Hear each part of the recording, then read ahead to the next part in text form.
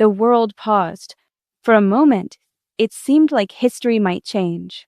After weeks of rising tensions, military activity, and growing global concern, the United States and Iran finally agreed to sit down, face to face.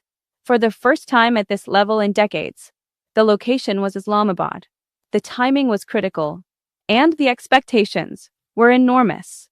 For 21 continuous hours, diplomats, military officials, and political representatives negotiated behind closed doors. But when the doors opened, there was no agreement, no peace deal, no breakthrough, only silence, followed by blame. So, what really happened inside those talks? And why did peace fail? To understand the failure, we need to go back. This was not just another diplomatic meeting. This was the result of a rapidly escalating conflict that began in late February 2026, when military strikes triggered a wider regional confrontation. In the weeks that followed, tensions spread across multiple regions. Global energy routes were affected, markets reacted, and the risk of a larger conflict increased. Then, a temporary breakthrough. A fragile 2-week ceasefire was announced. It was not perfect. It was not stable. But it created one opportunity: talk. The talks were hosted in Pakistan, acting as a mediator. Security was extremely tight. Delegations were large. Expectations were cautious. On one side, the United States delegation, led by Vice President J.D. Vance. On the other, Iran's leadership, including senior political and diplomatic figures. And between them, years of distrust. What happened next is critical, because according to multiple reports, the talks were intense, detailed, and serious. They covered everything: ceasefire extension, military de-escalation, sanctions, regional conflicts, and most importantly, nuclear policy. But despite long discussions, they never reached common ground.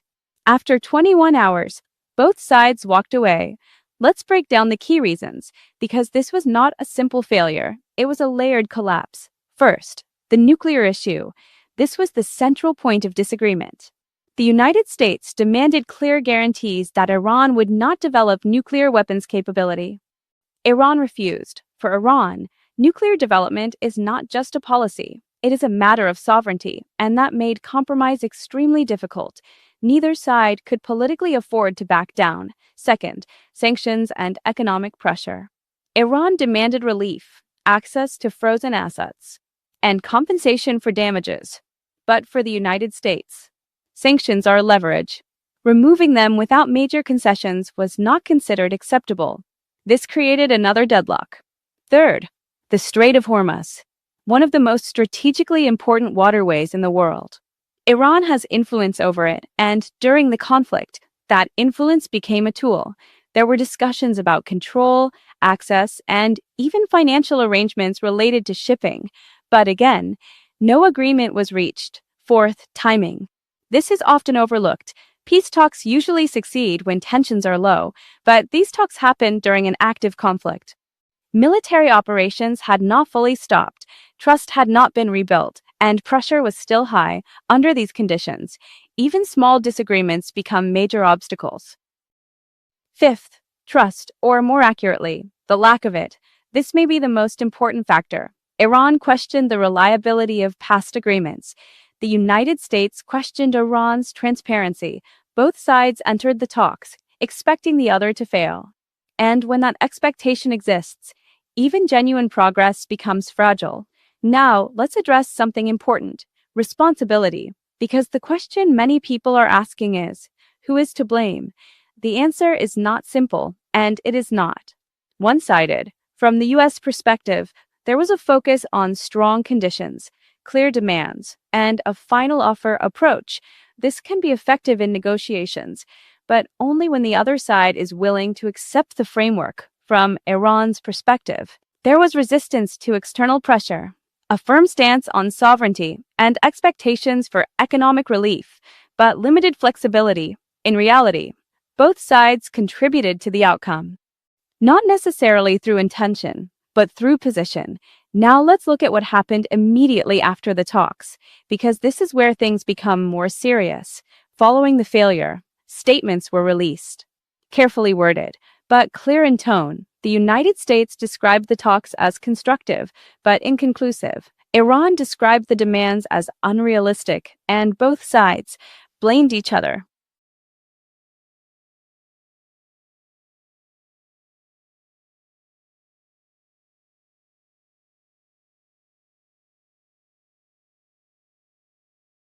More importantly, the fragile ceasefire is now at risk, and military positioning has not stopped. In fact, there are indications of increased readiness, including naval activity in strategic regions, and discussions about possible enforcement actions in key waterways.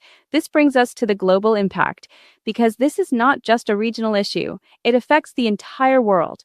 Energy markets are already reacting. The Strait of Hormuz carries a significant portion of global oil supply. Any disruption can affect prices worldwide. Economic stability is under pressure. Higher energy costs can lead to inflation, supply chain disruptions, and broader financial uncertainty. Geopolitical balance is shifting. Other global powers are watching closely. Some are calling for restraint. Others are preparing for possible escalation. Now let's take a step back and ask a deeper question. Was peace ever truly possible? To answer that, we need to consider the structure of the negotiations. These talks were not built on trust.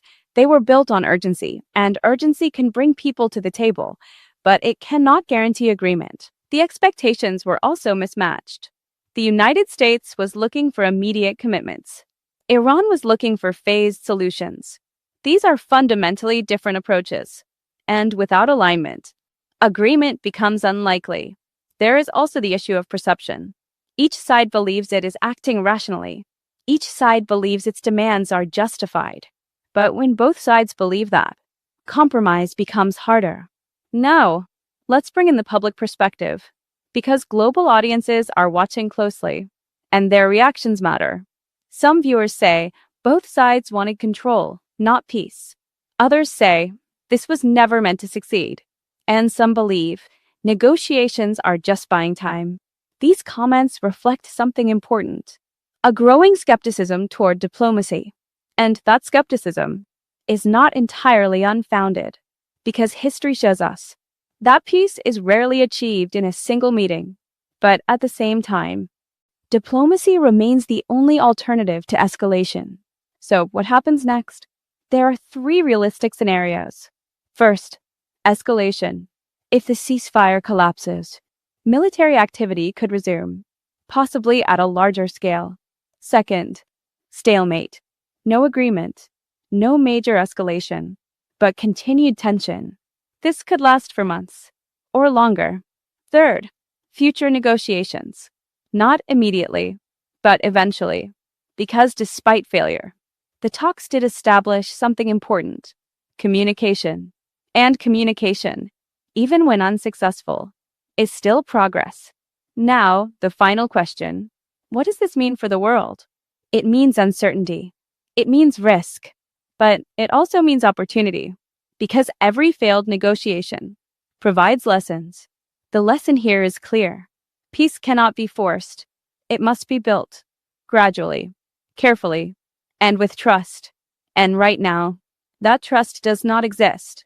The talks ended, but the story did not, because in global politics, no outcome is ever final, only temporary. The real question is not why peace failed. The real question is, what happens next? This channel provides content for educational, informational, and journalistic purposes only.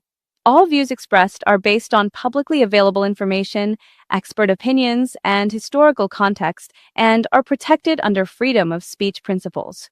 The content does not claim absolute accuracy or intent of any individual, organization, or government, and should not be considered professional, legal, or political advice. Viewers are encouraged to conduct their own research and form independent opinions.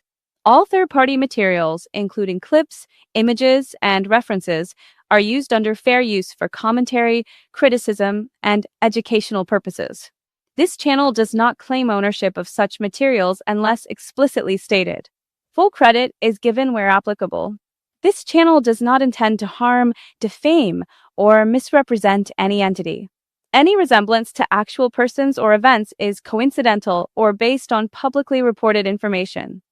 By viewing this content, you acknowledge and agree to this disclaimer. Please keep watching, subscribe, like, and share. Thank you.